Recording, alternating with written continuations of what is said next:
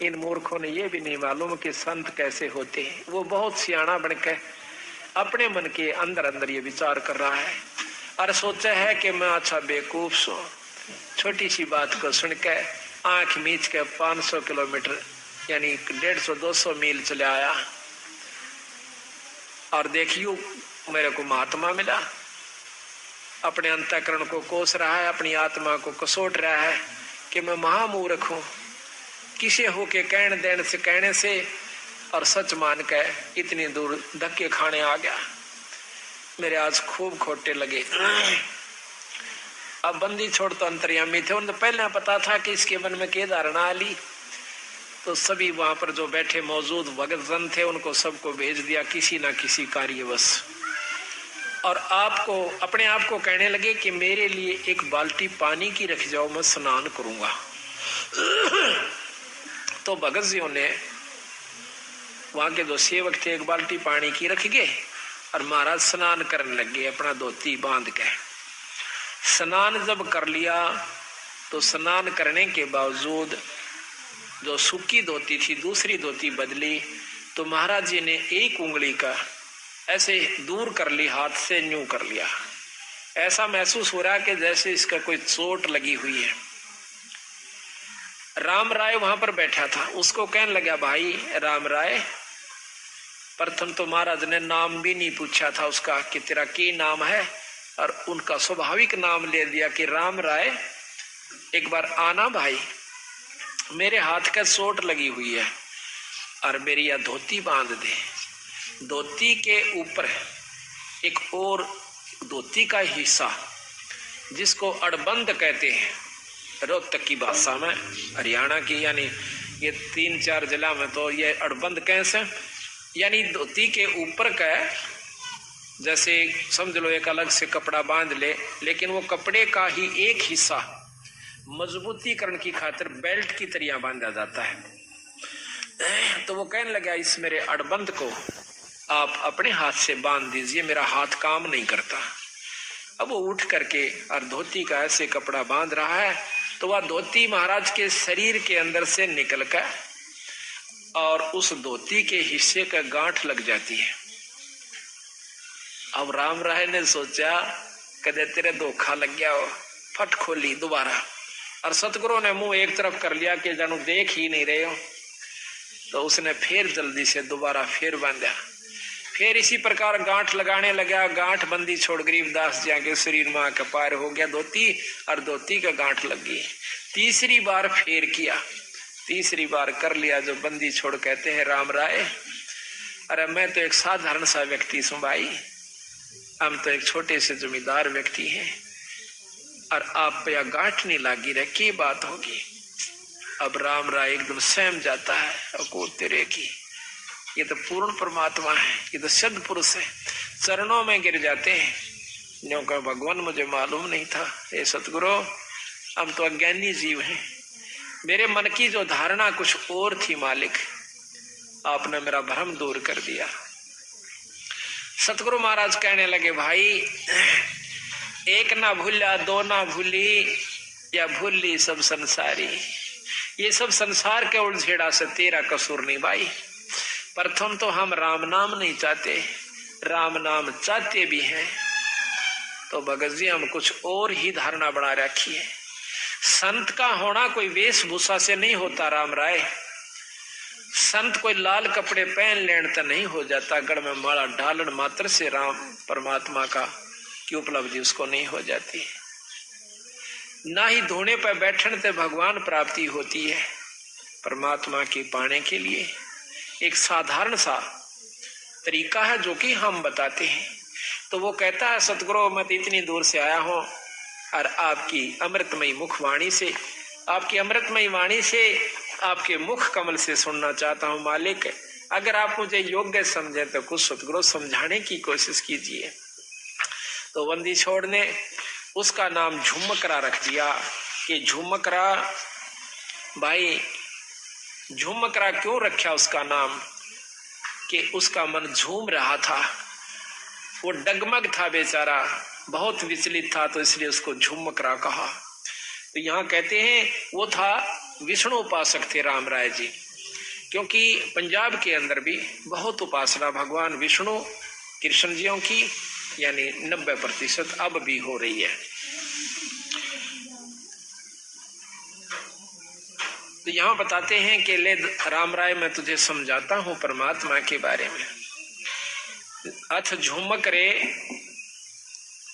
पृष्ठ नंबर 670 सतगुरु गरीबदास महाराज की वाणी के ग्रंथ साहिब का पृष्ठ नंबर 670।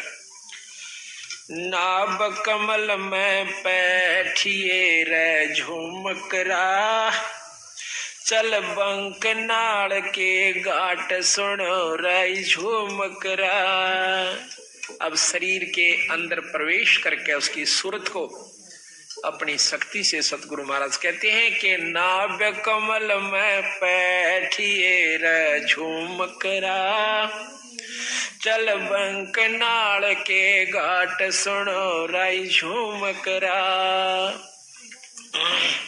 नाभि कमल अंदर सूरत समूह और नाभि कमल है सुंडी के पीछे ने, इसमें चलिए और वहां से फिर बंक नाड़ एक नाड़ी से पतली सी उसके महा का प्रवेश जब ये सूरत करती है वह नाड़ी सुरंग के समान लगती है। जैसे दूरबीन को उल्टी तरफ से देखा है इतनी होती है, वह कम से कम 20 फुट लंबी नजर आ कर है और बहुत चौड़ी नजर आवेगी दूरबीन। हम ये लेवल मशीन होती थी हमारे महकमे में, उसको जब उल्टी तरफ देखते थे वह इतनी होती है एक बिलांत की, और उल्टी तरफ से देखते तो वह कम से कम 10 फुट की इतना चौड़ा लंबा उसका विस्तार नजर आया करता था उस लेंस के कारण। इसी प्रकार जब ये आत्मा ये जीव उस बंक नाड़ में प्रवेश करता है तो फिर ऊपर को यानी इन हड्डी के बिल्कुल साथ साथ अंदर की तरफ रीढ़ की हड्डी जिसको मेरुदंड भी कहते हैं, इसको कड़का बांस भी कहें से, इसके साथ साथ से अंदर की तरफ चलती है।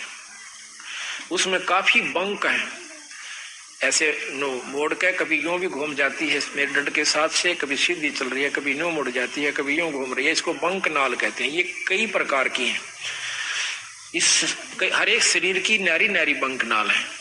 सूक्ष्म शरीर भी है, स्थूल शरीर की न्यारी है, सूक्ष्म शरीर की बंक नाल अलग है, कारण की अलग है, और फिर इस बंक नाल के पार जीवन जाना हो से। नाभि कमल में बैठिए रे झुमकरा, चल बंक नाल के घाट सुनो रे झुमकरा। इला पिंगला फेरिए रे झुमकरा, उतरो ओगट घाट सुनो रे झुमकरा। इला इला नाड़ी है बाई और पिंगला है दाई। इला पिंगला फेरिए, एक प्राणायाम करना पड़ता है जिसमें पहले इला से सांस लीजिए, फिर पिंगला में छोड़ दीजिए, फिर उल्टा ही पिंगला से वापस लीजिए, वापस फिर इला से छोड़ दीजिए। एक प्राणायाम हो गया।